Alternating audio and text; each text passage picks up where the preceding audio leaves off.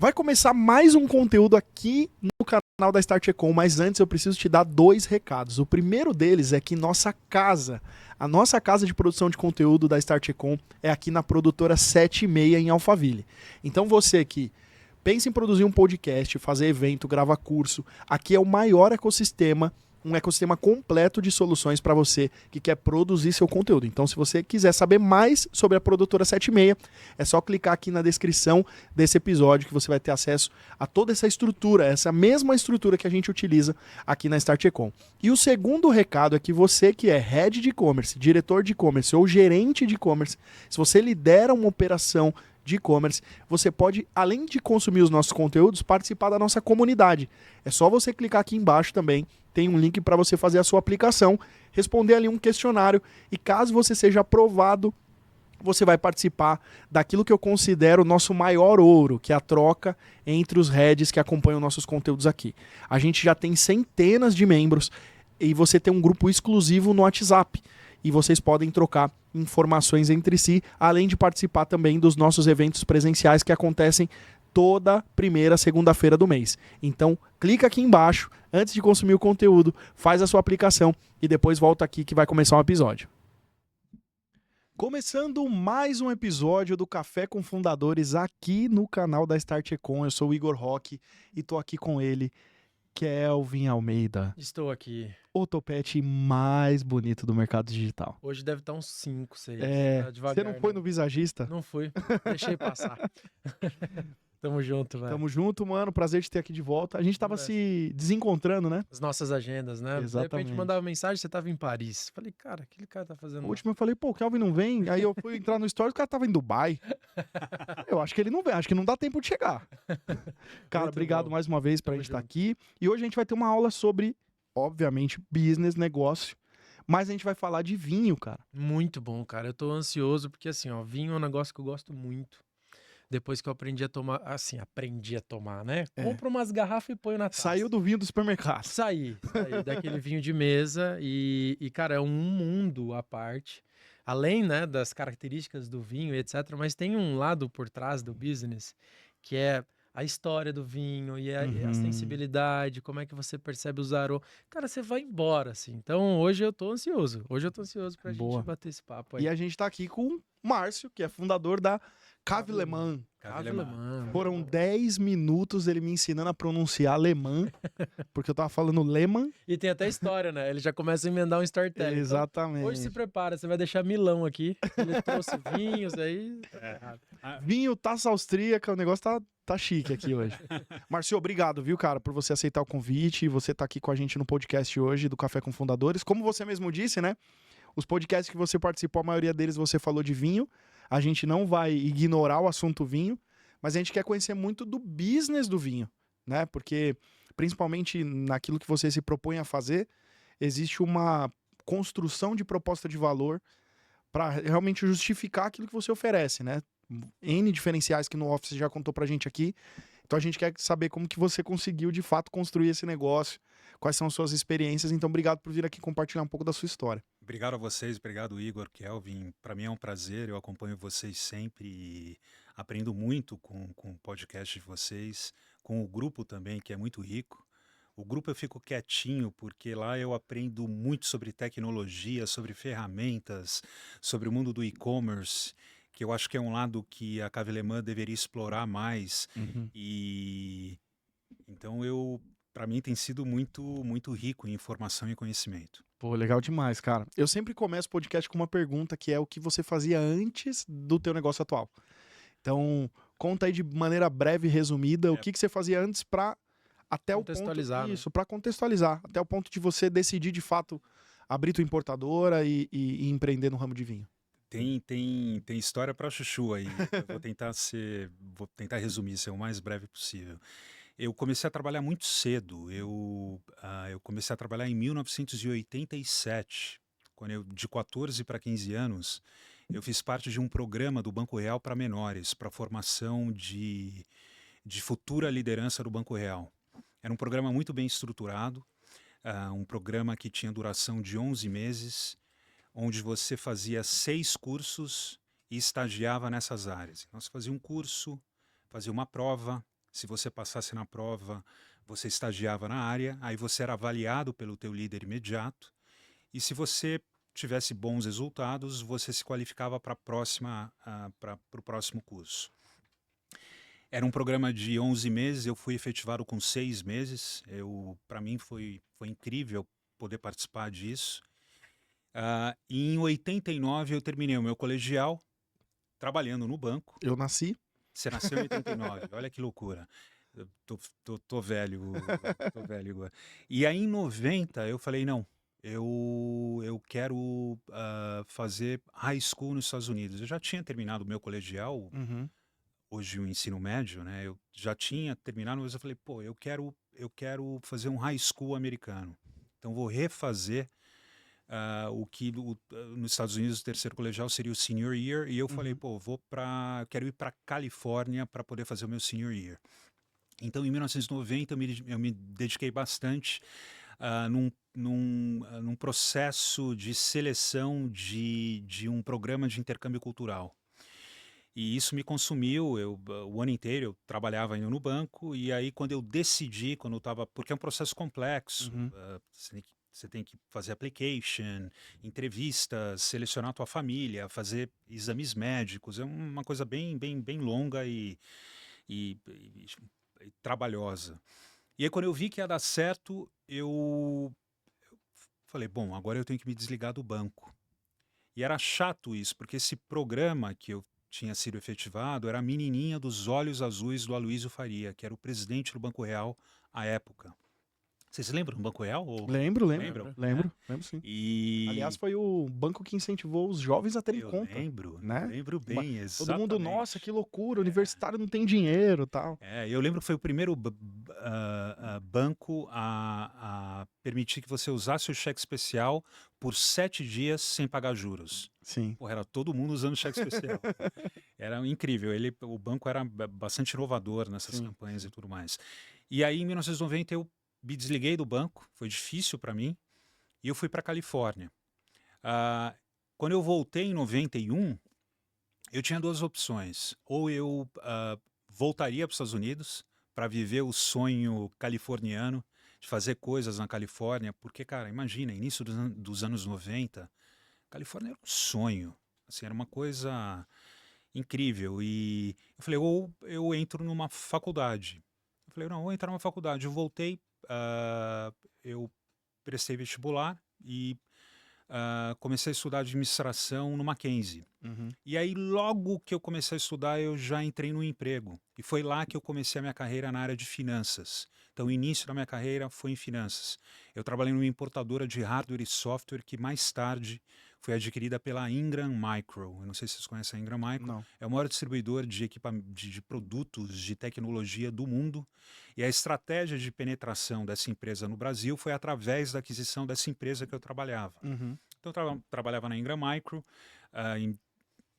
trabalhei em diversas áreas de finanças, trabalhei com tesouraria, com controladoria, área fiscal, operações, logística. Assim, eu tinha um mentor muito importante e que teve um impacto muito grande na minha vida e que eu sou amigo até hoje. E aí enfim, eu tive uma carreira interessante. Quando eu virei analista financeiro sênior, a IBM me convidou para trabalhar. Uhum. Isso foi em 1996. E eu fui trabalhar numa área da IBM que era uma área de pricing para serviços. Eu não sei se vocês conhecem a indústria de outsourcing, de TI. Conheço. Em 1996, essa indústria era uma loucura, cara. É quando o negócio de serviços estava bombando. E basicamente a gente falava de 3 serviços: serviços de infraestrutura de TI, serviços de desenvolvimento e manutenção de sistemas e BPO, os mais diferentes BPOs. Uhum. Carro-chefe sempre foi call center, na época que não existiam as empresas de call center. Quem fazia isso eram as grandes empresas de tecnologia. Uhum. Pelo menos aqui no Brasil não tinham as Sim. grandes. E aí eu fui para lá para trabalhar nessa área de pricing, que era uma área de estudo de viabilidade econômico-financeira para projetos. Então, quando a gente fala de contratos de outsourcing de TI, a gente está falando de contratos de longa duração. Projetos de 5, Uhum. 7, 10 anos. E são projetos capital intensive, muito investimento de capital, que você tem que estudar a viabilidade desse investimento. A minha área fazia isso. Então, ele estudava a viabilidade de projetos de outsourcing e transformava tudo isso em soluções financeiras para os clientes. Então, você precificava da maneira mais criativa possível projetos em que você tinha que remunerar esse investimento de capital que era feito. E eram projetos de alto valor agregado, então serviços de alto valor agregado. Foi lá que eu conheci essa indústria e que eu passei a ter acesso a uma competência de finanças que eu acho muito importante, que é essa coisa do project finance, Uhum. essa coisa de você estudar a viabilidade de um investimento. E isso é bastante complexo, não é uma coisa simples. Uhum. E quando eu estava na IBM, um concorrente da IBM me convidou para trabalhar, para ser, na verdade, fui promovido a gerente na IBM, eu fui gerente mais novo da IBM, eu era CDF para chuchu, cara. Eu gostava muito do que eu Tem que ser fazia. CDF pra trabalhar com vinho. Eu era CDF, assim, eu gostava muito do que eu fazia, então me dedicava para valer. Foi lá na IBM que eu virei as minhas primeiras noites e tudo mais, Mas a IBM era uma empresa que investia muito em capacitação, em treinamento, então eu tive a possibilidade de fazer treinamento em muitos lugares e poder trabalhar com projetos internacionais também. Eu trabalhei em projetos nos Estados Unidos, na Itália, na América Latina inteira, então assim, foi muito legal para mim. E aí eu fui para a IDS, trabalhar na IDS, que foi a precursora da indústria de outsourcing, uma empresa do Ross Perot. Sabe o Ross Perot? Ele foi quem concebeu o serviço de outsourcing no mundo. E que chama-se EDS, Electronic Data Systems, uma empresa texana. E eu fui contratado por um americano, grande amigo, Jorge Larrazabal, que mais tarde foi meu padrinho de casamento. A gente teve uma conexão muito grande profissional e nos tornamos grandes amigos. E aí eu fui para lá para gerenciar essa área na EDS, mas foi lá na EDS que eu passei a ter uma experiência mais holística e eu fui para outras áreas de negócio. Então eu saí de finanças um determinado momento, porque eu fui convidado para trabalhar na unidade de consultoria da IDS. A IDS era dona da H. Kearney. H. Kearney é uma empresa de management consulting, concorrente da McKinsey, à época Booz Allen e tudo mais. Eu fui trabalhar na área de consultoria da IDS junto com a H. Kearney. E para mim foi foi uma das grandes experiências da minha vida, porque quando você trabalha com consultoria de alta gestão, que tem metodologias muito bem estruturadas, você aprende a entender um problema, a criar hipóteses para resolver esse problema, a validar essas hipóteses, a estruturar recomendações, como você passar essas recomendações para o papel e apresentar isso ao cliente. Eu acho muito curioso quando o sujeito... Já viu aquele sujeito que no final o cara trabalhou a vida inteira, no final da carreira ele fala, eu vou virar consultor. Já viu isso? E aí o cara vira o consultor de um homem só, já viu isso? A empresa que a consultoria é ele. Já vi.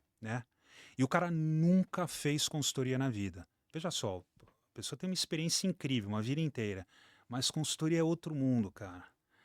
Você ser consultor é outro mundo, não é você pegar a tua bagagem profissional da tua vida e falar, bom, eu vou agora ajudar o meu cliente. Não, consultoria é método, processo. Né? Processo, é pensamento estruturado, é abordagem, é um monte de cacuete de apresentação, de como é que você deve estruturar o pensamento. A primeira vez que eu vi de storyboards na minha vida foi na consultoria. Como é que eu faço uma apresentação que tem uma história, uma continuidade. Storytelling de dados, né? Eu já ouvi falar muito sobre isso, já estudei muito sobre isso, inclusive. Cara, isso é sensacional. Então, para mim, foi muito rico. E em consultoria, o sujeito que entrega, ele vende também. Então, eu vendi muitos projetos de consultoria e acho que foi muito legal isso. E aí a área de negócios da IDS, uma área chamada Business Development, me convidou para ser um Business Developer. Que é uma área que cuidava de qualificação de propostas, submetia para comitê para qualificar projetos grandes. Você trabalhava em todo o engagement cycle, a elaboração das propostas, a apresentação ao cliente, mas não era um executivo de vendas, eu era um business developer, você suportava a área de vendas. Isso para mim funcionou muito bem, porque eu trazia a experiência de finanças com o pensamento estruturado da consultoria. Isso fez com que eu tivesse uma experiência muito bem sucedida como apoio ao negócio. E quando eu estava na IDS, eu tinha uma empresa chamada OptiGlobe, vocês lembram? Foi uma das primeiras empresas de colocation. Lembra de colocation? Não. Colocation é o sujeito, sabe hoje que você tem tudo em cloud? Antigamente não tinha isso. O sujeito, ele não tinha um data center, ele pegava o servidor dele e alugava um espaço num data center. Alugava um espaço e colocava o servidor dele lá. E ele, obviamente, tinha soluções de telecomunicações, que ele podia acessar os dados nessa área. Ele criava a nuvem dele. Ele criava a nuvem dele. Era um cage que ele tinha, era uma área reservada, isso chamava-se colocation. Tinha uma empresa no Brasil chamada OptiGlobe, que me convidou para ir para lá. Na verdade, o vice-presidente de tecnologia da IDS saiu de lá para ser o presidente da empresa. E ele tinha uma missão de transformar serviços de colocation em serviços de alto valor agregado, que era o que a IDS e a IBM faziam. Porque a OptiGlobe vendia espaço, o cara queria vender serviços de alto valor agregado. Eu cuido de tudo para você, não se preocupa. Basicamente é isso. E aí ele me chamou para ir para lá, para ser um executivo. Foi a primeira vez que eu me tornei um executivo de vendas, que eu tive uma experiência muito pesada em vendas mesmo. Como executivo de vendas da indústria financeira. O meu segmento sempre foi finanças, focando em bancos, seguradoras, capital markets. Era isso que eu atendia. E foi muito legal. A gente ganhou muito projeto dos grandes players de mercado. Foi muito legal. E vendendo as mais diferentes soluções. Foi bem interessante. E aí, quando eu estava lá, a EDS me chamou de volta. Eu tinha uma conexão emocional muito grande com eles, me chamaram de volta, eu voltei para lá.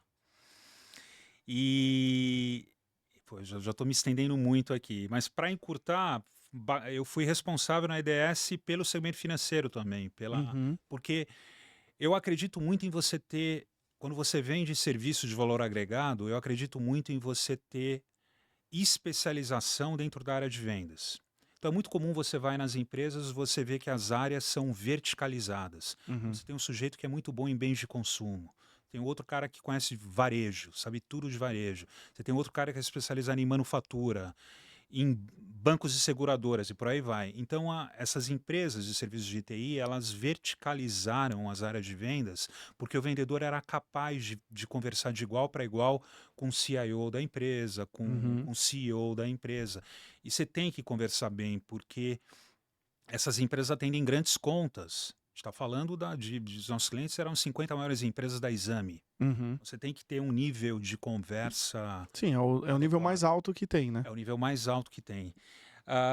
E aí eu voltei para a IDS, muito legal, bacana, vivi todo o processo de fusão, a HP comprou a IDS. Pô, a IDS era uma empresa de 32 bilhões de dólares. Empresa de serviços, de 32 bi. Então a HP foi lá, comprou... Isso... era num momento que era o grande boom das indianas no Brasil. As indianas estavam vindo para o Brasil, Tata, Wipro, todo mundo vindo para o Brasil. E aí a Wipro me convidou para ser head de BFSI, que era de Banking Financial Services, para a América Latina.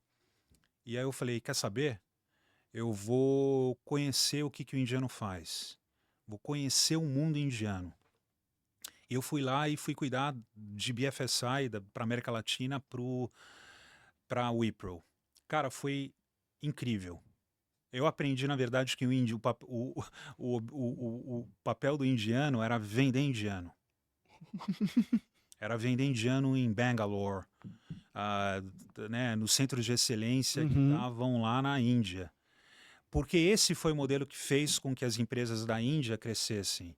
Você vê, a Índia, os grandes players da Índia cresceram como? Vendendo serviços para os Estados Unidos.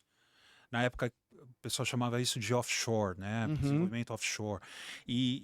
Porra, isso funcionou muito bem nos Estados Unidos, porque não tinha barreira de língua. Não existia barreira de língua.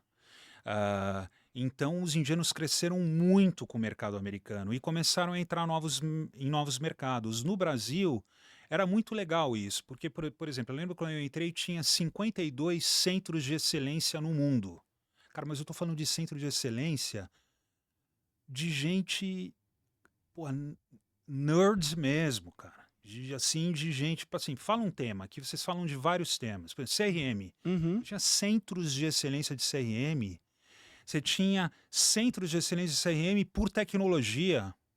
Uma coisa maluca mesmo, sabe? O indiano, assim, eles conseguem montar uma estrutura, um volume de capital intelectual muito grande e eles usam isso para suportar novos negócios. E era espetacular isso, mas ao mesmo tempo era muito difícil, porque você imagina você fazer uma proposta para um banco como o Bradesco, cara, o cara quer falar com brasileiro, o cara quer falar com gente que entende Que é a reunião presencial. reunião presencial. Você vai fazer uma reunião mobile com um indiano que fala, que parece que o cara tá com uma batata quente na boca, que ninguém entende nada, então era difícil. Sim. Então, eu acho que um grande desafio que eu tive na Wipro foi poder constituir um time de suporte local ao negócio, onde a gente pudesse atender os clientes com um time local.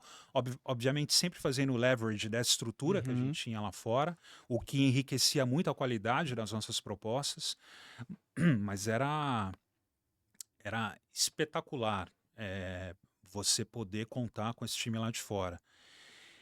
E eu fui para a Índia 3 vezes, eu conheci o modelo indiano de perto, eu entendi o que era offshore, eu entendi muito bem isso. E aí, a minha esposa, ela foi promovida para uma... Não, minto. Antes disso, foi quando eu liguei a chavezinha do CNPJ, Igor. Finalmente cheguei na onde você queria saber, que é como que foi a minha virada de chave pro CNPJ. Cara, depois que você trabalha há muito tempo, você tem um sonho, algumas vezes até um pouco ingênuo, mas era com o pé no chão mesmo, de construir algo. Eu queria construir algo. Eu montei uma empresa de consultoria que era uma empresa especializada em business turnaround para pequenas e médias empresas. Bem diferente daquilo que eu fiz de consultoria na minha vida. Mas eu falei, eu vou pegar o conhecimento que eu tenho em finanças, no segmento financeiro, com consultoria, em vendas, blá, blá, blá, vou pegar tudo isso, eu vou empacotar isso e vou vender serviços de consultoria para pequenas e médias empresas. E foi aí que eu montei uma empresa chamada Norcom, foi meu primeiro CNPJ. Eu cheguei a ter 11 consultores nessa empresa, a boa parte deles terceirizado, o que é um desafio para a consultoria, porque a consultoria você precisa reter capital intelectual. Sim. Então eu lembro que eu me preocupava muito em montar um knowledge base. Eu queria uma base de conhecimento onde eu pudesse internalizar todo o conhecimento desses projetos, porque eu sabia que alguns desses consultores, quando terminasse meu projeto, sairia. Porque, cara, é difícil você ter uma equipe de consultores trabalhando exclusivamente para você lá. Gente muito boa no mercado demandada, custa caro, então era um modelo que a gente tinha. E foi muito bacana. A gente fez muitos projetos e tudo mais. Até aí o vinho, na verdade, eu era apenas um bebedor de vinho. E sempre dizia que nunca trabalharia com vinho. Sempre disse isso. Sempre. Porque eu não queria misturar o prazer com o trabalho. Sim. Não que eu não tivesse prazer no trabalho, mas acho que você me entende. Era hobby ainda. Era um hobby, cara. Eu falava, não, vinho pra mim é... E quando você toma a decisão de fazer do hobby virar... Foi aí que eu fui pra Suíça, quando eu tava na Norcom. A minha esposa, ela trabalhava numa empresa que ela foi promovida para uma posição que era baseada na Suíça. E aí a gente foi de Malicuia para lá com os meus filhos, eu tenho um casal de gêmeos, e a gente foi morar em Genebra. E eu lembro que eu tinha Norcom ainda, eu terminei os projetos que eu tinha para entregar e eu era membro independente do conselho de 2 empresas que a gente havia recuperado. E aí eu fiquei 1 ano com um mandato nessas empresas. Mas era uma coisa muito... Não demandava um esforço muito grande meu. Quando terminou esse mandato, eu falei, é a primeira vez na minha vida que eu não estou trabalhando. Você não sabe o choque que é isso, cara. Quando você trabalha a tua vida inteira. Sim. Isso era em 2016. Comecei a trabalhar em 87. tua vida inteira separa e fala, o que que eu vou fazer agora? Aí eu virei um dono de casa, na verdade. Porque minha esposa trabalhava, eu era o que o francês chama de l'homme au foyer, é um dono de casa. Nome bonito pra dono de casa, hein? É, Gostei disso aí. eu era um dono de casa, na verdade. Eu cuidava das crianças, só que eu fazia o seguinte, as crianças estudavam das 7h30, 8 horas até as 15. Então eu deixava as crianças na escola e eu ia para a França, porque eu morava na fronteira com a França. Uhum. Então eu ia para Borgonha, para o Jura, para o sul, para Lyon, ia para várias regiões muito fortes com vinho. E eu comecei a conhecer, eu já havia visitado a minha vida inteira uma série de produtores, mas eu comecei a ter uma relação muito próxima com os produtores que eu admirava. E eu passei a conhecer a indústria de vinhos em Genebra, eu conhecia todo mundo em Genebra. Conheci os importadores, os comerciantes, nós ficamos amigos. E aí, um belo dia, um amigo meu falou que eu tinha que montar uma importadora. Eu falei, cara, você precisa pegar esse negócio, todo esse conhecimento que você tem, já que você não está fazendo nada agora, não volta para o mercado. Não volta para o mercado. Vai, monta um business de vinho. Eu fechei a Norcom, né, quando terminou o meu mandato, fechei a Norcom, e aí eu abri a Cave Le Mans. E foi aí que eu construí uma importadora remotamente da Suíça no Brasil. Desafio grande. Caramba, que legal. Operação logística, eu nunca quis terceirizar a logística, nunca fiz BPO de logística. Eu adoraria fazer BPO de logística se eu vendesse caixinha. Sim. Se eu vendesse camisa, se eu vendesse brinquedos, se eu vendesse... Aí eu adoraria, mas vinho não.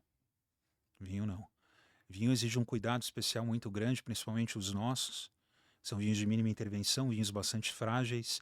E eu construí uma operação logística onde a gente se preocupa com climatização do local, onde a gente se preocupa com customer experience, que é desde o momento da compra até a entrega do produto na porta da casa do cara. Pô, na Cave Le Mans o sujeito pede vinho até às 14 horas, ele recebe no mesmo dia. Que legal. Para uma importadora, para o iFood é uma coisa comum, mas para uma importadora de vinho não. Porque na Cave Le Mans a gente vende para B2C também. E é importante vender para B2C, viu? Muito importante. Na verdade, nós somos uma empresa B2O, a gente vende para B2B também, mas B2C é a maior parte, 70% da nossa receita é para consumidor final. Caramba. Quantos por cento? 70%. Uau. Bastante. É. Pra importadora é, né?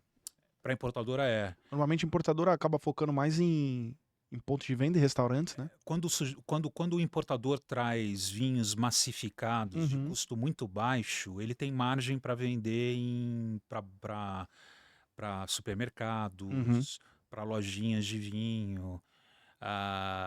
Os nossos vinhos ele tem um ticket maior. Eles custam muito caro na origem, mesmo na origem.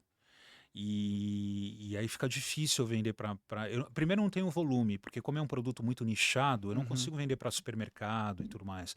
Então meu foco é vender em bares e restaurantes muito bem selecionados. Então a gente está presente hoje, por exemplo, nos melhores restaurantes do Brasil. Os restaurantes estrelados do Brasil, todos têm os nossos vinhos na carta deles. Muito bom. Então, Incrível. você pega por exemplo, alguns nomes, Otec, 2 estrelas Michelin em Botafogo, tem os nossos vinhos, estão vinhos no menu de degustação. Você pega o Tuju, aqui que é um restaurante do Ivan Halston, que vai ganhar, espero, que vai ganhar 2 estrelas agora, tem os nossos vinhos. A gente tem vinho em uns principais restaurantes do país, o que para nós é uma felicidade muito grande, porque a gente participa dessa experiência enogastronômica do comensal, o sujeito que se senta à mesa com amigos, que vai ter uma comida de qualidade superior, equiparável à Europa, aos melhores restaurantes do mundo na Europa, e que vai beber um vinho de qualidade superior, e que são vinhos que emocionam. Aliás, eu trouxe um vinho para vocês. Muito legal. E você estava me contando um pouco da história desse vinho aqui, né? Esse vinho é um pouco do seu modelo de negócio. Então você traz vinhos que são de fora. São todos de fora ou tem vinhos brasileiros também? Eu só tenho um produtor brasileiro que a gente trabalha, com um produtor de Monte Belo do Sul, do Rio Grande do Sul, chamado Vinhas do Tempo, Daniel Lopes. E é um produto que a gente gosta muito e que eu acho que tem tudo a ver com o que a gente vende. Tá. Então é o único produtor brasileiro que a gente comercializa, o resto é tudo importado. Queria que você me falasse um pouquinho mais do conceito por trás da Cave Le Mans. Um dos pontos que a gente pode até abordar aqui é que o seu ponto de diferenciação ele é muito interessante, né? Você não trabalha com qualquer tipo de vinho. Então, além, beleza, da tua bagagem maravilhosa que você teve, eu acho que você já consegue olhar de forma sistêmica para o negócio para entender como que isso aqui vai performar, como que eu vou vender toda a logística de tudo. Mas tem uma outra camadinha de diferenciação aí, que são vinhos, você falou vinhos mais sensíveis. Por que isso? Da onde vem esse contexto de minimamente... Mínima intervenção. Intervenção, isso. É. Me conta mais um pouco do conceito da Cave Le Mans, assim. Quando você inicia a tua jornada no vinho, Kelvin, é sempre a mesma coisa. Você começa com os vinhos nacionais, se bem que hoje no Brasil você tem vinhos nacionais muito bons. Mas você começa no Brasil, aí você vai para o Cone Sul, Argentina, Chile, aí você se esbalda com os vinhos argentinos e chilenos. Malbecão para chuchu, vinho com 15 graus de graduação alcoólica. Que no segundo copo você já tá fazendo piada da mulher do amigo. Assim, horrível, né? Aí você cai para a Europa, você fala, opa, pera um pouquinho. Aí você começa por Portugal, aí você vai lá, conhece os vinhos portugueses, são maravilhosos. Aí você vai para Espanha. E aí depois você vai para Itália. Eu lembro que eu fiquei na Itália por muito tempo, assim. Eu lembro que 90% dos vinhos que eu tinha na minha adega era Barolo. Eu fiquei fascinado pelo Piemonte, que é a região onde se produz Barolo. Então, assim, você fica fascinado pela Itália, até o momento que você cai na França. Você sabe que ele falou da Itália, a Natália descobriu que ela pode ter a cidadania italiana por causa de um rótulo de um vinho. Sério? Barbaresco, sobrenome dela. Olha só. E ela falou, cara, eu vou pesquisar mais sobre isso. Ela viu que toda a família dela é de Barbaresco. E aí a gente tá tirando a cidadania dela. Vai começar, né? Eu já tô no processo, aí ela vai Você sabe começar. que eu fiz o meu processo também. E eu sou... O meu avô, na verdade, nasceu numa cidade chamada Ascoli Piceno, em Marche, numa região chamada Marche. Mas eu fiz todo o meu processo na Úmbria, em Perugia. Então, pro italiano eu sou perudino, mas toda a minha família é de Marche. E esse processo é muito legal. Mas mais importante do que o fim, que é você ter a cidadania italiana, É o mais processo legal é o de processo, descoberta. é a jornada. É maravilhoso. É você ir lá buscar a certidão dos teus familiares. Retificar nome. Retificar nome. Como que é? Nossa. Poxa, eu retifiquei, O retifiquei vários nomes. O meu bisavô, ele é italiano. Meu bisavô. Você pode ser cidadão italiano. Eu posso ser cidadão? Você pode. Pode ser. Você só precisa, a primeira coisa que você precisa saber é você ter a certidão de nascimento dele. Você tem? Então, eu não sei se eu tenho, mas ele tem registro dele no Museu da Imigração, porque ele foi um daqueles que vieram de navio e tem lá, Pietro, Não, só ver. Vespasiani, Você sabe de onde ele veio? Você sabe de que cidade ele veio? Lá deve estar, nesse registro deve ter a origem dele, provavelmente. Você vai no cartório da cidade onde ele veio, você pede pra puxar, assim. Eu fiz isso. Caraca. Muito Melhor legal. insight desse episódio. Muito legal. Só que o meu foi aquele processo administrativo. Porque ele veio de linha materna, de mulher. Entendi. E a minha bisavó, ela veio antes de 1948. Então tem uma lei onde antes de 48 as mulheres não tinham direito de passar a cidadania. Aí depois mudou essa lei, daí eu tenho que entrar contra uma ação contra o governo italiano. Daí eles dão ok, aí eu consegui, tirei minha cidadania. A minha linhagem não, o meu é bisavô, né? Então O seu é linhagem facinho, masculina. você vai pra Itália, aluga uma casa, fica 40 dias, passa o fiscal, você já recebe. É simples. Você sabe que eu não sabia. 40 dias Isso na que você Itália é me uma fala. boa, né? É ruim, assim, é ruim.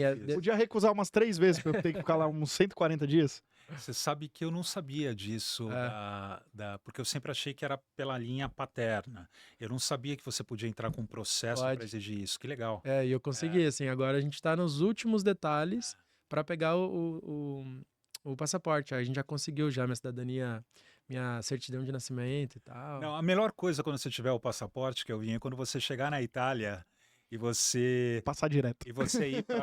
você não ir para fila de turista, você ir para fila do cidadão europeu. E mesmo com cara de turco, né? Exato. Mas, pô, você lembra italiano também, viu? É mesmo? Dá Lembra? uma Opa, pegada aí? Esse uma rosto pegada mais italiana. quadradão, né? É. E só você pegar a fila do cidadão europeu é legal, porque você já vai mais rápido, isso é importante, né? O aeroporto é um porre, né? É. Aí, quando você entrega o teu passaporte, o cara vê o teu passaporte, ele fala o bem-vindo, um benvenuto, de uma outra forma. Entendi. Assim, você é um cidadão italiano que está entrando no teu país. Cara, é outra Isso é história. massa. É Ah. massa. Caraca, agora eu fiquei pilhado nesse negócio aí, vou atrás. Vou viver isso aí, inclusive preciso aprender sobre vinho pra tomar os vinhos certos lá, né? Mas lá, como estudante italiano, você vai lá, fica um tempo lá, aprende tudo, tá tudo certo. Aí você migra da Itália pra França em relação ao vinho, a gente tava nesse contexto. Do conceito de É. minimamente. Aí eu tava falando da jornada, né? E aí você vai pra França. Quando você chega na França, tem algumas coisas na França que, bicho, não tem como não dizer isso. É o fim do túnel. É assim, da jornada, né? Uhum. Porque não é à toa que os melhores vinhos do mundo são franceses. Óbvio que você tem vinhos absolutamente incríveis em outros países, mas a França é um país abençoado, eu acho. Uhum. É incrível. Eu sou italiano, mas eu adoro os vinhos italianos, mas a gente tem que reconhecer que a França faz os melhores vinhos do mundo. E quando você vai para a França, até mesmo na Itália você é capaz disso, mas muito. Se você se esforçar, você consegue encontrar a finesse nos vinhos italianos. Mas quando você vai para a França, você encontra a finesse nos vinhos franceses. Então você sai de uma jornada onde você bebeu vinho com madeira para chuchu, álcool para dedéu, vinhos duros, vinhos de alta extração. Alta extração é aquela concentração de fruta. Você bota na boca, parece que é um leite Parmalat, assim, sabe assim, de tanto peso que o vinho tem, vinhos pesados.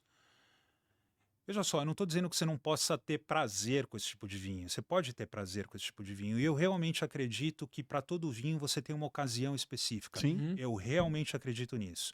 Mas quando você conhece uma coisa mais pura, mais fina, mais delicada, que não briga com a comida e que não te deixa empapuçado e que é pura delicadeza,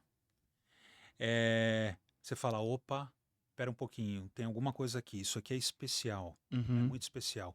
E isso você vai só perceber quando você tiver essa jornada do vinho. Uhum. E aí você passa a entender que tem produtos especiais. E dentro desse hall de produtos especiais, você tem produtores que têm uma conscientização ecológica muito forte. A Itália é muito forte nisso, a França é muito forte nisso, a Áustria também. E você começa a consumir vinhos de produtores que trabalham com uvas de agricultura orgânica, Uhum. biodinâmica, que são insumos para o vinho mais limpos, né? Não são contaminados. Uhum. E isso faz uma baita diferença no vinho. E você percebe quando isso? Quando você tem essa jornada. Sim. Porque o que é bom? Tudo depende do teu referencial. Exatamente. Tem que ter uma referência, né? Tem que ter. Isso em qualquer produto, né? Uhum. Eu acho que é muito importante essa questão do referencial. E no vinho isso é muito forte. É por isso que a gente estava brincando em off aqui, que à medida em que você vai bebendo vinhos melhores, você vai levantando a tua régua, isso é um problema, porque você começa a gastar mais com vinho. Sim. E você começa a ter tanto prazer com vinho que você começa a comprar mais vinho. Uhum. É muito legal nessa jornada quando você vê o sujeito bebendo vinho e ele fala, poxa, que legal, o vinho é gostoso. Mas você não sente profundamente da alma do cara, do bebedor, que ele acha realmente aquele gostoso. Ele bebe, aí ele vai lá, compra de novo e vai beber aquilo de novo, mas aquilo não é a melhor coisa que ele pode beber. Sim. Até o momento que E não é a melhor coisa que ele pode beber, porque a maior parte dessas coisas que essas pessoas bebem são vinhos químicos. Uhum. A gente está falando de aresta em vinho, o sujeito bebe o vinho e fala, mas isso aqui tem algumas arestas. Não, isso tem química mesmo. Química para chuchu. Porque se você parar para pensar, o conhecimento de agricultura e vinificação, ele foi universalizado. Cara, com a internet todo mundo sabe como fazer as coisas. Uhum. As pessoas sabem como plantar bem, as pessoas sabem como fazer vinho bem. Só que você tem que querer fazer isso, porque dá trabalho fazer isso. Sim, e na ponta também você não vai ser tão competitivo, tão popular, né? No sentido do valor, porque vai te custar tão caro produzir direito, que lá na ponta a garrafa não vai custar, não vai ser um Não. vinho de 50 reais, né? Não. Na hora de comprar você já paga caro, né? Não, Você fala, o produto na origem. já sai caro. Então, o conceito por trás dos produtos da Cave Alemã é você trabalhar com produtos que são sustentáveis na sua essência. Sustentabilidade na sua essência. Sustentabilidade na sua essência, o que é? É o sujeito ter uma agricultura orgânica e biodinâmica. A gente não compra vinho de gente que contamina os vinhedos. É muito legal você ir para a Europa, você vê uma parcela orgânica aqui e uma parcela contaminada ali. Cara, é impactante a imagem. É realmente impactante. Então a gente trabalha com vinhos que os insumos são, que a gente chama de limpos, que seguem práticas de agricultura sustentável. E mais importante ainda, é o que acontece no escurinho da adega. É quando a uva vai para a adega e a forma que o sujeito vai fazer o vinho.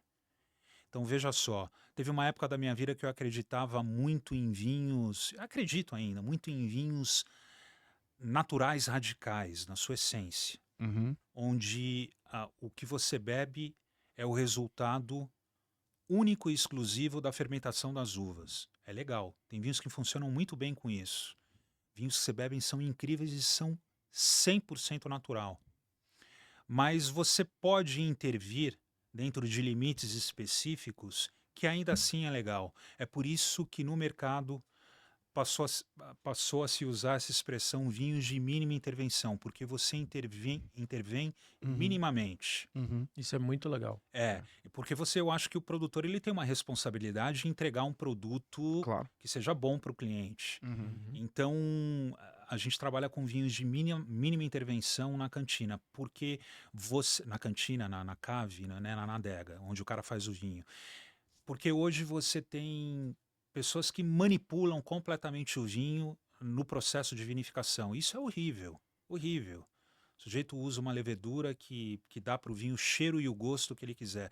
Uma vez eu peguei um catálogo de levedura de uma grande empresa francesa e é impressionante as leveduras que você tem, os gostos e cheiros que cada uma dessas leveduras aportam para o vinho. Porque o vinho, na verdade, ele fermenta espontaneamente. Você pode usar lá uma levedura para dar um gás acelerado. Um gás, né? Então você pode usar leveduras industriais selecionadas que aportam para o teu vinho o gosto que você quiser. Eu lembro que eu bebi um Chardonnay, eu não vou nem falar o nome aqui, mas eu gostava muito desse Chardonnay. E bebi o Chardonnay encorpado, isso no início da minha jornada e tal, e o vinho era pêssego com chantilly. Delícia. Lindo. Lindo. Muito bom. Pêssego com chantilly. Coisa linda. 100% Chardonnay. E eu percebia que esse cheiro e gosto de pêssego com chantilly geralmente vinha de vinhos mais barricados, né? Usavam muita madeira. Mas eu não sabia exatamente o que era. Aí eu olhando esse catálogo, eu vi lá as leveduras que eram usadas para Chardonnay. E aí tinha uma levedura específica que era Peach and Chantilly. Mentira. Eu não estou brincando. Isso. É verdade. Se aporta para o vinho, é por isso que os vinhos de mínima intervenção, eu costumo dizer, eu não me canso de dizer isso, é uma completa redefinição de tudo aquilo que você entendia sobre vinho. É forte isso. Tem gente que não gosta de ouvir isso. Mas é uma verdade. Você pega, por exemplo, a Chardonnay na Borgonha agora. Você bebe vinhos com gosto de caju, cara. Coisa linda. Mas caju elétrico, com acidez, que chama o próximo gole. Pô, até salivei aqui, você viu? Então é como se existisse um algoritmo você coloca no vinho pra te fazer Eu- reassistir. Em off eu falei pra ele, é como se fosse um vinho formulado, né? É. Eu sei qual que é o resultado final, o processo de fermentação, de produção da uva é mera etapa obrigatória. Ah, sim. Porque eu já sei que eu quero menos acidez, eu já quero que tenha o gosto X, Você YZ cria a e eu... parada, né? Exatamente. 90% dos vinhos que você encontra no supermercado são vinhos altamente manipulados. Para chuchu mesmo. Você tem mais de 200 produtos enológicos que você pode manipular o teu vinho na cantina. Caramba, cara. Você pode acidificar o vinho, você pode aumentar álcool de vinho. Esse daqui é um... É um vinho de mínima intervenção Exatamente. de um produtor da Borgonha. Que Agora eu que salivei. Olha só, quando você não tiver aquela faquinha para tirar aqui a cápsula, você faz assim, ó. Isso aí, ó. Mentira, eu sofro com isso. Pois é. Mas é esse, né? Então, é minimamente... Não, é que eu não sei, tem uns que são mais duros para se fazer. Nossa, Uma ideia É uma maneira nessa fácil de parte. você tirar a cápsula. Uma ideia de valor, de preço desse produto em específico. Esse produto que a gente vai beber é um vinho da principal região vitivinícola da França, Borgonha. Uhum. Esse vinho custa, eu não sei o preço ao certo, mas por volta de R$400. Perfeito. É um vinho... A Borgonha tem uma coisa interessante no vinho, que o mais interessante no mundo do vinho, além do vinho, é a geografia do vinho. A geografia do vinho é muito legal. Então, você imagina um país como a França, tem várias regiões vitivinícolas, várias. Uma delas é a Borgonha. Na Borgonha, a geografia da Borgonha é bastante complexa. Você entender as sub-regiões da Borgonha, quais são cada uma delas, quais são as comunes que tem em cada uma delas, quais são as denominações de origem que vocês... Não é sobre o vinho, é o ecossistema. É o ecossistema inteiro. É incrível, cara. E esse conhecimento que é o vinho, ele faz parte do contexto que você... A gente vende muito vinho, não só apenas pela qualidade de um produto nichado, mas pela história e pelo conhecimento. Sim. Muito legal. Porque o conhecimento, ele atrai os consumidores. Então, mas eu vou fazer um parênteses Mas aqui. é o conhecimento legal, não o chato. Tá? Mas vamos pensar que... Vamos fazer um parênteses aqui. Se a gente levar isso para qualquer produto, as pessoas também se interessam mais pela história que é contada. Total. Né? Porque se a gente pegar o contexto dele contando sobre a carreira, ele trouxe o contexto, né? O dono da empresa que fez isso, que trouxe, vendeu por essa. Vocês lembram da empresa tal, que era da Índia? E o indiano faz isso, ou seja, ele embala tudo que ele apresenta, enquanto ele vai abrindo o vinho ali, ele embala tudo que ele apresenta com essa história. Então, na verdade, a habilidade de contar a história, ela é uma camada que dá pra gente colocar em qualquer produto. Exatamente. Uma garrafa de vinho que tem uma referência, se a gente olhar para uma referência de supermercado, de um vinho ok, de 50, 80 reais, ele tá falando de uma garrafa de 400. Ele precisa embalar ela com muito mais contexto para realmente justificar a pessoa entender o valor de um vinho dessa faixa, né? Concordo plenamente. Eu acho que para todo mundo que vende produto de alto ticket e quer sair de alguma forma dessa briga de preço, em qualquer mercado, não só no mercado de vinho. Começa estudando o mercado de vinho. Né? Pra entender interessante isso. Como é que você pode... Por exemplo, olha que interessante. Eu não sei se é o melhor vinho, eu acredito que não, mas a gente consegue encontrar em supermercado. Mas eu pirei quando eu vi essa embalagem. Então tinha lá, acho que foi no Oba, se eu não me engano, tinha lá a prateleira de vinhos. E aí o vinho não tinha nome. Era só uma fotografia de um rosto de uma pessoa jovem, de um homem de meia idade e o outro de um idoso. Aí eu fiquei olhando para aquilo e falei, cara, isso é genial. Que é o tempo do vinho. É o tempo. Onde você viu isso? No Oba. No Oba? E aí o vinho mais... Você lembra qual era o nome do produtor? Não lembro. Eu acho que deve ser Gutogal. Era Gutogal? Eu não vou lembrar. O rótulo é branco e você tinha o desenho de um rosto, é isso? Não, era fotografia mesmo. Era fotografia. Era fotografia do rosto e o vinho do senhor, que tinha o rosto de um senhor, era o mais caro. R$500, Sei. R$4,99, aí depois R$3,99 e depois R$2,99. E aí eu falei assim, cara, olha que interessante como você conta uma história sem necessariamente ser clichê de falar vinho, desde, saca? A vinícola lá, ou até mesmo o tempo do vinho, 2021. Cara, você bate o olho e você fala, o vinho mais antigo, mais velho, é o mais caro por conta da experiência. E aí você já faz associação visual, você fala, puta, olha que estratégia de diferenciação. Você sabe que tem um produtor que nós importamos, hoje é importado por uma outra importadora, chama-se Gutogal, é um produtor austríaco, que a gente respeita muito, faz um trabalho incrível. E os rótulos são, que eles chamam da família Ogal, que são rótulos de pessoas. Cada uma dessas pessoas tem um nome, que é o nome da cuvée, o nome do vinho. E você tem uma história, que é a história da personalidade dessa pessoa. E a personalidade dessa pessoa Tá no vinho. tá no vinho. Incrível. E é incrível. Você lê a personalidade da pessoa e você bebe o vinho, você fala, não é possível. Muito legal. Genialidade. Não, tem um amigo meu que ele é chefe de cozinha, Caito Casagrande. E lá em Bauru, um vinho, assim, eu sou péssimo para lembrar esses detalhes, mas, cara, ele falou, vou te mostrar um vinho que é muito caro, não lembro agora o preço. Mas ele embalou, tirou o vinho como se fosse um tecido, assim, e cheio de terra. Falei, mano, onde é que você tava com esse negócio? Ele falou, não, cara, é exatamente assim que você compra, porque o vinho ele vai debaixo da terra e tal, fica lá por um tempo, fermenta, eu não sei como que funciona aquele negócio. E aí, na hora de vender, você pega o produto cheio de terra, tá ligado? Experiência. Porra, incrível, assim, incrível. Aí tem o storytelling fudido por trás, assim. O mundo do vinho tem storytelling Em assim, tudo, né? profundos, cara, profundos. Agora, sempre tem aquela coisa que é verdadeiramente genuína Sim.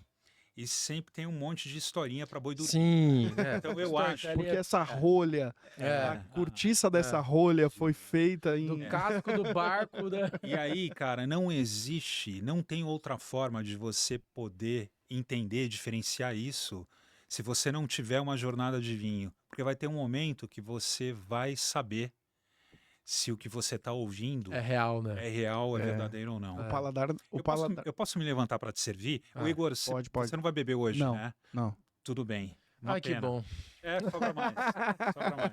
Boa. Sabe o que eu tô pensando? Até a produção que tá ouvindo a gente, eu acho que a Eu gente posso me levantar para... Pode, fica à vontade. acho que a gente tinha que gravar toda semana com você. Você não tá por aqui, Alphaville. Para mim vai ser um prazer, porque bater um papo com vocês é ótimo. A gente pode. Muito bom. Aliás, eu tinha que fazer uma coisa de um bate-papo de vinho também, viu? Seria bom. É, hein? Uma isso é coisa massa. legal, né? A Isso é gente massa. não faz podcast, nada disso, mas acho que seria bacana. Tem um cara que trabalha comigo na UAP, que é o João Teixeira. Ele é nosso diretor comercial da UAP. E ele é um cara apaixonado por vinho. Inclusive, ele tá na Europa agora, fazendo uma viagem lá para conhecer umas vinícolas de lá. E ele é apaixonado por vinho e ele faz uns encontros na casa dele. Legal, vou até te conectar com ele. Eu acho que dá um jogo bom. João Teixeira. João Teixeira. É. Olha só que massa, a gente tá no meio da gravação do No podcast. meio da gravação do podcast. No meio, e a gente agora vai experimentar um vinho francês. É um vinho francês da região da Borgonha, de uma denominação de origem que chama-se Haute Côte de Beaune, e é um vinho 100% Pinot Noir. A Borgonha, os vinhos tintos são feitos à base de Pinot Noir. Muito bom. 99% deles. Bom demais. Bom demais. Vinho da região da Borgonha. Que responsa, hein? Eu trouxe para vocês uma taça especial que eu gosto muito. Que é mais cara que o vinho. Você sabe que frequentemente eu faço posts no meu perfil pessoal, bebendo vinhos de concorrentes e tudo mais, porque eu acho uma bobagem, né? Uma bobagem. A gente achar que só aquilo que a gente traz é bom, né? Claro. Essa taça é uma taça que eu gosto muito, chama-se Isalto, uma taça austríaca. E vou te falar, o concorrente te ajuda a gerar valor em você, porque ele é a referência. Exato. Como que você vai Boa. dizer que o seu vinho é bom se eu só tenho ele como opção, né? Agora, se a gente tem 3 importadoras que trabalham no mesmo perfil e o meu vinho é melhor porque eu tô comparando com as outras, você tem um valor de referência, né? Concorrência é uma bênção, cara. Concorrência é uma bênção. E aí, eu tava comentando da taça. Essa taça eu gosto muito, uma taça que quem traz são outros 2 importadores, Uhum. que aliás são concorrentes meus, mas que eu gosto muito. E é impressionante como a experiência do vinho muda com essa taça. Ela chama-se Isalto, uma taça que eu conheci em 2012, uma vez num restaurante em Nova York, eu vi essa taça e aí de repente a taça começou a ganhar uma, uma, uma- um tamanho muito grande, todo mundo só falava altos, altos, alto, e eu fiquei completamente apaixonado. Então, pessoal, olha eu fazendo propaganda do produto de vocês aqui. Que Pois você é. não É, importa, né? eu não importo, Patrocina. mas parabéns por trazer esse produto no Brasil, da gente poder ter acesso a uma É isso. taça que infelizmente é muito cara, mas quem tem oportunidade de comprar, eu acho que é um felizardo. Exato. Ó, Qual- mil reais. Um conjuntinho com 6 aqui. Encontrei. Não sei se é da mesma. Acredito que não. Mas bem interessante. E, A cara, última vez que eu vi essa taça, ela sozinha, essa é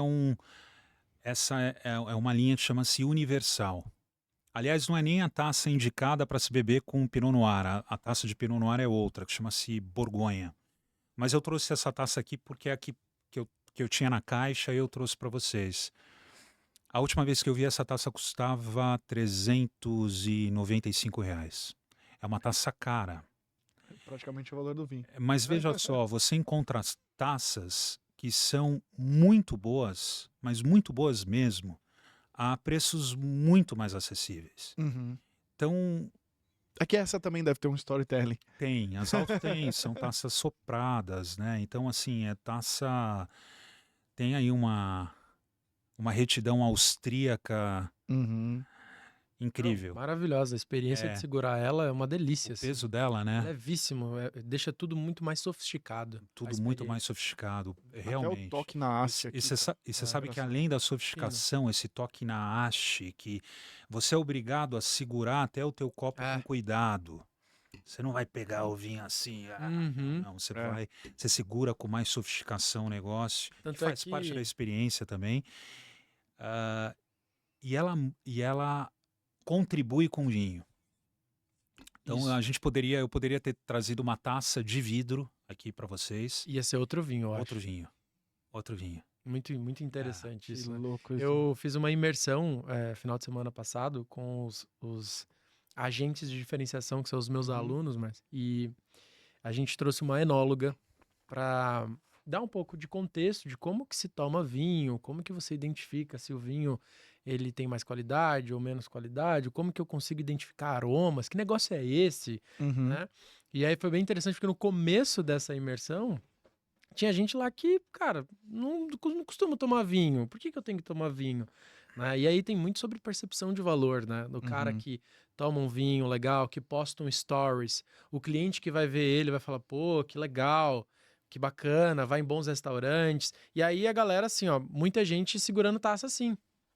E, tipo, fazendo uns stories. Falei, gente, vamos lá, vamos aprender hoje aqui, né? Como você pode se comportar, porque às vezes o cara, ele tem um bom trabalho, mas o comportamento dele não condiz com aquele trabalho de alto valor agregado. Às vezes o cara tá ali fazendo um bom trabalho, não consegue cobrar mais caro, porque o enredo, o contexto, Sim. não justifica. E aí o cara quer, sei lá, cobrar 50 mil reais por um projeto de diferenciação, mas ele posta um story segurando uma taça toda errada. O cara que paga 50 mil, cara, pode parecer uma bobagem isso. Sim. Mas faz sentido pro contexto, né? De, cara, o cara vive no mesma sintonia, tá vibrando a mesma energia que eu, né? Isso aí. Então, cara, e assim, a experiência dessa taça é bizarramente boa.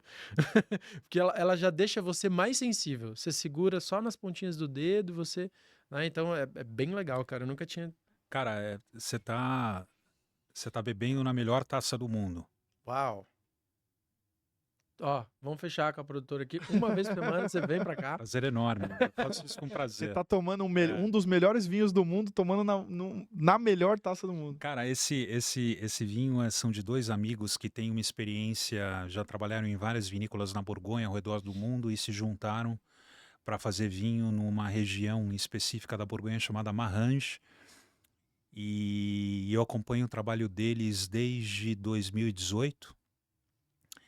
E foi agora, em 2023, no final de 2023, que eu finalmente convenci o Paul a exportar os vinhos para nós, que a gente representasse os vinhos dele no Brasil. Então eu costumo dizer o seguinte, na Cave Le Mans, O problema não é vender vinho. O problema é você ter a locação de vinho. Uhum. Porque são produtos muito nichados, especiais. E então boa parte do meu esforço é eu estar focado na seleção de produtos. Uhum. E isso me dá espaço para ampliar para uma série de outros segmentos. Sim. Por exemplo, a gente vende cerveja. Na minha humilde opinião, as duas melhores cervejas da Bélgica são importadas pela Cave Le Mans. Uhum. A Brasserie Cantillon e a Dry Fontaine.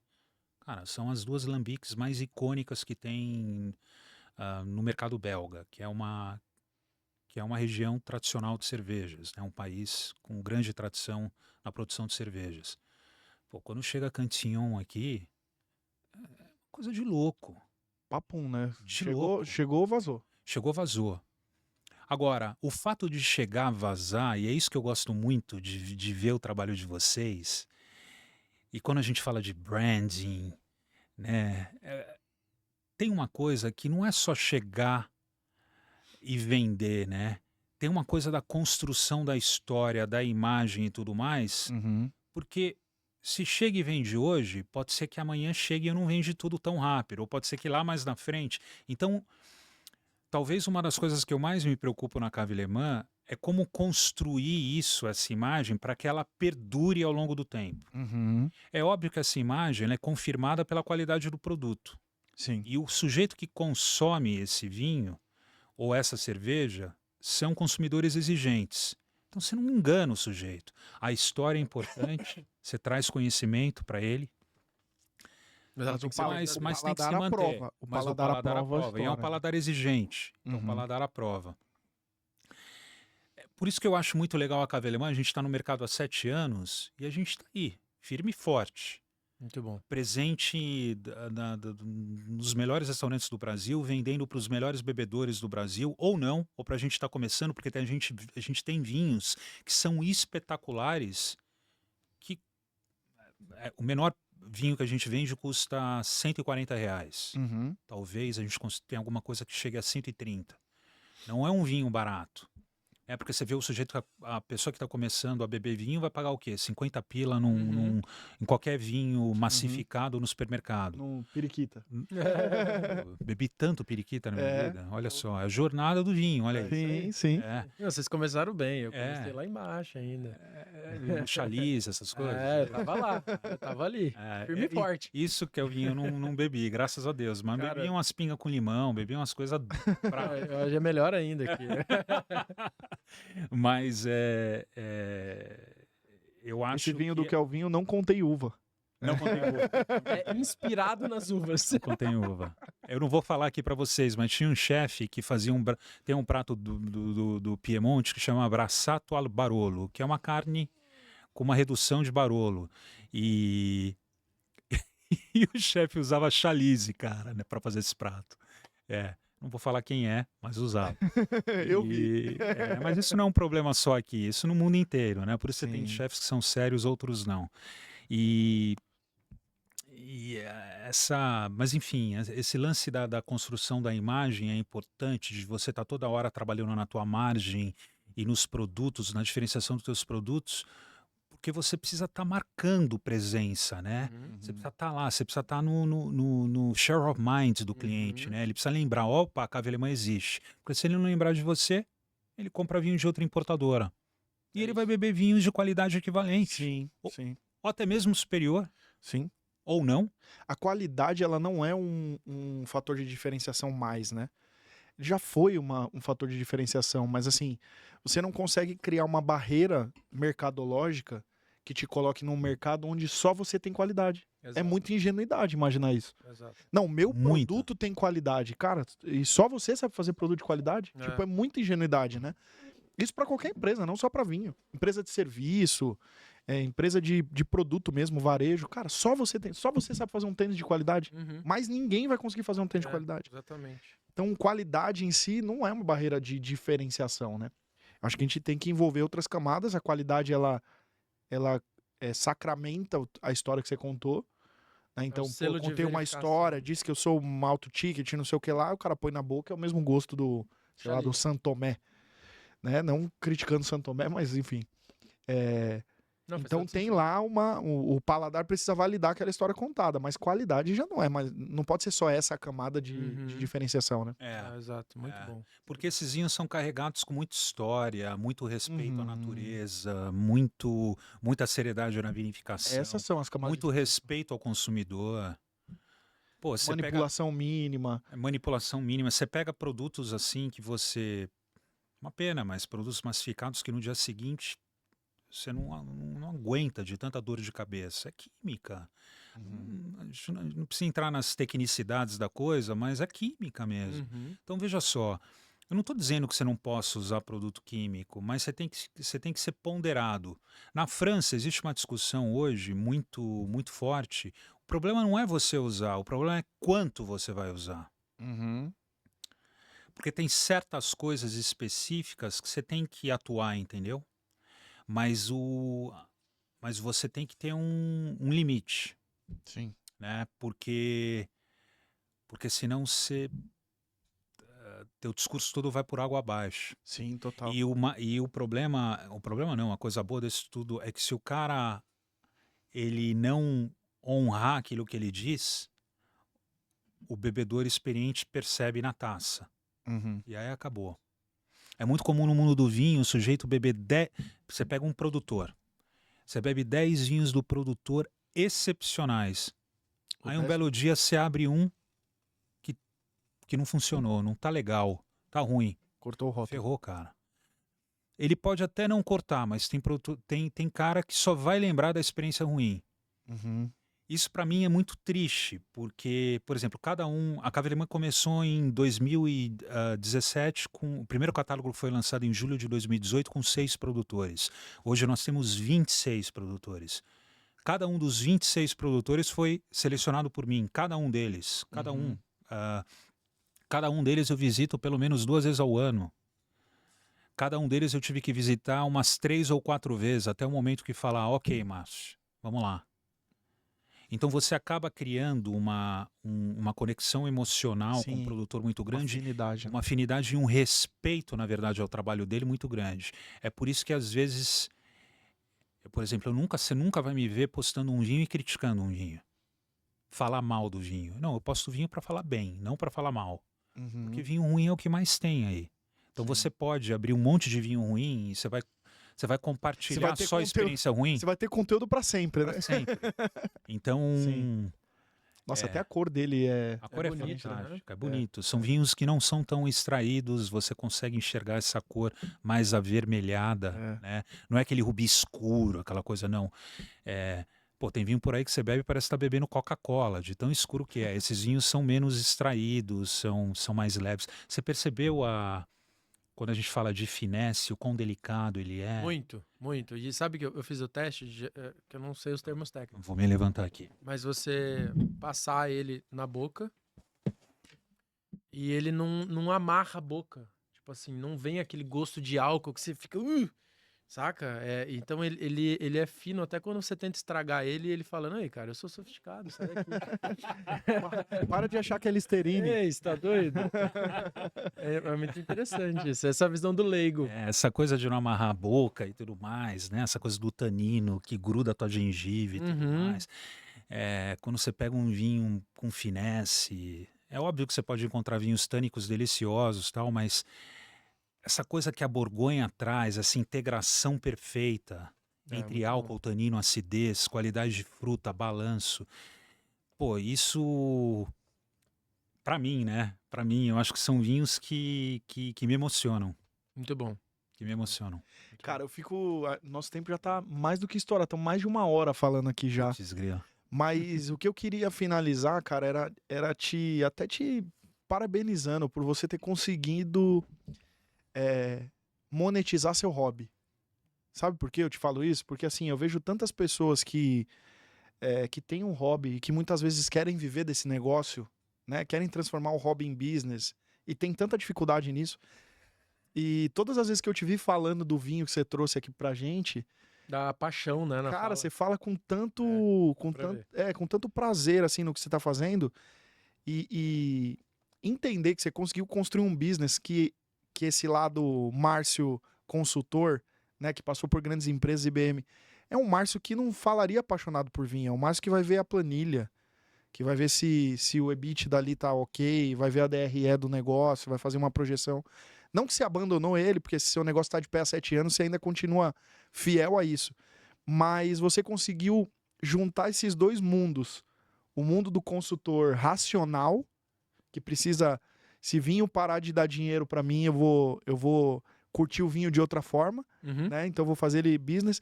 Mas mesmo tendo esse seu lado super racional, de quem foi responsável financeiro de grandes empresas multinacionais, faz ainda a história ficar apaixonante do produto.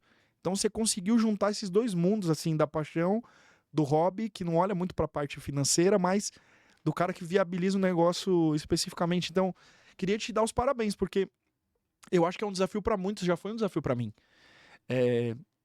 Às vezes a gente é apaixonado demais e deixa o lado racional que para o negócio de pé de lado. Ou a gente é racional demais e acaba perdendo a paixão por aquele negócio. Então, cara, você tá 7 anos vendendo e importando vinhos de qualidade e vem aqui de maneira apaixonada, como se você tivesse começado a importar vinhos ontem, falar do vinho, da taça e de tudo que você tá fazendo. Então, queria te dar os parabéns por isso, cara, por ter conseguido criar essa sinergia entre o Márcio super racional, né, técnico, financeiro, o cara que olha números, e o cara apaixonado pelo produto, pelo vinho, pelo que você faz, assim. Parabéns mesmo, cara. Você vê como ele fala bem, ele não tomou uma taça de vinho, né? Imagina. Mas é por isso que eu falo bem. Porque senão eu já tava aqui. Brincadeira. Esse não. Uma pena que você não tá bebendo com a gente, porque tá uma delícia. Você gostou, Kelvin? Maravilhoso. Tá maravilhoso. Que bom. Poxa, a gente, apesar de toda, eu brinco, né? Casa de Ferreira e espeto de pau. A Cave Alemã, apesar de toda essa bagagem que eu trago e tudo mais, cara, é incrível. A gente é uma empresa pequena, a Cave Alemã tem apenas 4 funcionários. Uau. Empresa pequena. Mas o nosso revenue per capita é alto. A Cave Alemã, a gente tem processo mapeado numa empresa de 4 pessoas. A gente tem sistemas integrados numa empresa de 4 pessoas. Mas a gente não tem coisas como Kelvin, por exemplo, cuida, ou tecnologias que eu vejo no grupo que a gente não faz uso por falta de tempo. Aí você fala, bom, senta, contrata alguém que faça, mas não é simples. Porque eu às vezes me vejo envolvido com um dos maiores males do pequeno empreendedor, que é você se envolver na operação. Às vezes eu vejo aqueles vídeos no Instagram, o cara vem com fórmulas maravilhosas, né? Como você sair da operação. Pô, a gente sabe como sair da operação. Só que calma lá, né? Às vezes tem algumas dificuldades e tudo mais. E às vezes você não quer... por exemplo, a gente cresceu de 6 para 26 produtores sem dívida. Sem dívida. Isso é muito bom. Então... quando você cresce, você financia, na verdade, o teu crescimento de 2 formas, ou dívida ou equity. Ou o sujeito vai buscar um sócio, ou ele vai bater na porta do banco.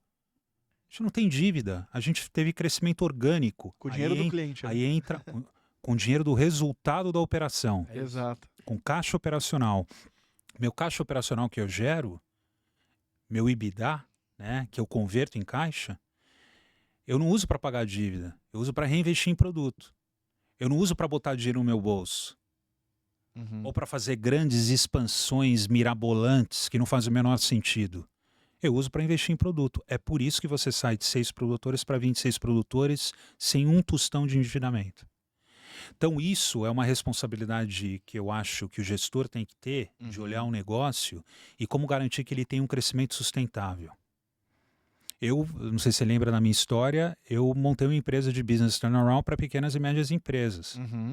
Cara, foi um choque eu sair do mundo corporativo global e atender pequenas e médias empresas. De você ver donos de empresa aos prantos, não sabendo o que fazer. A pessoa não consegue dormir à noite. Então, da mesma maneira que eu preciso de ajuda para trazer novas tecnologias, para fazer um marketing digital de ponta, para trabalhar o meu branding de uma forma mais adequada. E eu preciso mesmo de ajuda. Uhum. Outros empreendedores precisam, talvez, eles lidam melhor com isso, mas não lidam melhor com a parte de gestão, por exemplo. Uhum. Então, acho que todo mundo tem um pouquinho de dificuldade, Sim. né? Que se a gente aprender a costurar esses pontos, a capacidade de sucesso aumenta, né? Sim. Então, eu acho assim, eu sempre falo, olhando o negócio hoje, a gente tem os números na ponta do lápis, se a Cave Le Mans parar, e não é falta de dinheiro, hein? É parar para colocar 2 ou 3 pessoas nos lugares certos, a gente triplica o nosso faturamento. Eu não tenho dúvida disso. Sim. Triplica, sem brincadeira. Mas às vezes você é consumido por viagens que você tem que ir para fora, por problemas na operação, por gestão do time, por um monte de coisa, que você não consegue executar isso. E você não faz isso porque se você sobreviveu até agora, eu vou sobreviver um pouco mais. Uhum. Então você não faz. Exatamente. Curioso, hein? Mas o mais importante não é o problema. O mais importante o problema não é o problema. O problema é você não saber qual é o problema. É isso. E a gente sabe qual é o nosso problema. Sim. Então, se eu puder fechar aqui, porque o tempo... A StartCom é, para mim, uma fonte de inspiração de resolução de problemas. E não só resolução de problemas, mas de como melhorar. Eu vejo tantas soluções que são colocadas que eu falo, caraca, eu queria ter isso na minha empresa. E aí você para fazer isso, não, vou cuidar disso, eu vou sentar e vou fazer isso. Mas não, você é consumido por uma outra coisa. Sim. Muito louco isso, cara. Sim. Isso é um problema que eu acho que deve afetar um monte de gente. Uhum. Um monte mesmo. Então, a StartCom, para mim, ela é uma fonte de inspiração de que você pode usar a tecnologia para poder alavancar o teu negócio, para exponencializar o teu negócio. E aí é que eu estou falando aqui, a Cave Le Mans não é um negócio de escalabilidade, assim, eu não vou escalar. É um negócio de exclusividade, né? De exclusividade, exato. Muito bom. Então, a gente, da mesma maneira que a gente vende vinho e cerveja, eu posso ampliar para o setor alimentício, de coisas muito especiais. E a gente já tem algumas coisas mapeadas, muito legal. Que até possam ser complementares a isso, né? Total. Porque por isso que a gente fala enogastronomia, né? É o vinho ligado com a comida. As coisas andam juntos. Sim. Ao ponto de você chegar uma hora na tua vida e você falar, não existe uma boa refeição sem um bom vinho. Não existe. É inconcebível. Não dá para abrir uma cerveja com uma boa refeição, ainda que tenha sommeliers de cervejas que defendem a harmonização de cerveja com comida. Pô, give me a break. Não, é o vinho, é vinho. Assim. Mas enfim, eu queria parabenizar o trabalho de vocês, porque vocês são incríveis. Obrigado. Honestamente, uma fonte de inspiração e ouvir as histórias dos pequenos empreendedores, de gente que... Cara, eu ouço a história dessas pessoas, eu me emociono. Juro que eu me emociono. Porque eu sei cara, Você tá na batalha eles junto comem com o eles, pão né? que o diabo amassou, eu tenho certeza. Sim. Às vezes nem tanto com tanto preparo, com tanto background profissional. Eu fico pensando, cara, esse povo é muito corajoso. Porque empreender no Brasil não é para amadores. A ignorância no sentido do conhecimento, não a ignorância da rispidez, né? A ignorância do conhecimento, às vezes é uma bênção, cara. Total. Porque se tivesse Deixa o cara mais conhecimento... corajoso. É por isso, talvez, que a gente é mais cauteloso. Você vê o cara... cresceu pra chuva, mas você vai olhar a situação patrimonial do cara, coitado. Meu Deus do céu, esse cara tem mais problema do que solução aqui. Exatamente. Tava vendo o episódio do Kelvin, ele falando das questões fiscais em franquia. O sujeito compra numa loja e quer devolver em outra, aí tem lá a questão, porque o CNPJ de uma franquia é um, CNPJ de outro. Beozão. Bicho, como é que você resolve esse treco? Sim. Então... Por isso que eu falo, a gente querer empreender aqui nesse país que cria mais dificuldades do que facilidades, é para poucos. Super-herói. Tem que ser bom de narrativa. Marcião, queria te agradecer, que é o Vão também que tá aqui comigo. Tamo junto, Tamo junto mais uma vez. Queria te agradecer por esse episódio. Acho que foi uma aula aqui de não só de vinho, né? Mas dessa questão de construir história em cima de produto para agregar valor. Eu acho que foi o que o Kelvin falou, né? Se todo mundo estudar o mercado de vinho para aprender a construir história sobre um produto, eu acho que todo mundo já vai para um próximo step ali, né? Eu acho. E eu Muito queria bom. te agradecer, cara, seu tempo, agradecer por você estar aqui aberto a contar a tua história também. Foi um prazer te receber. Prazer foi meu, muito obrigado. Como que as pessoas te acham? Boa. Cave Le Mans, você produz conteúdo também? A gente tem o nosso Instagram, que é Cave Le Mans. Como escreve Cave Le Mans? É C-A-V de vaca, E de elefante, tudo junto, Le Mans, L-E-M de Maria, A-N de navio. Cave Le Mans. Ok. O nosso site é cavelemans.com.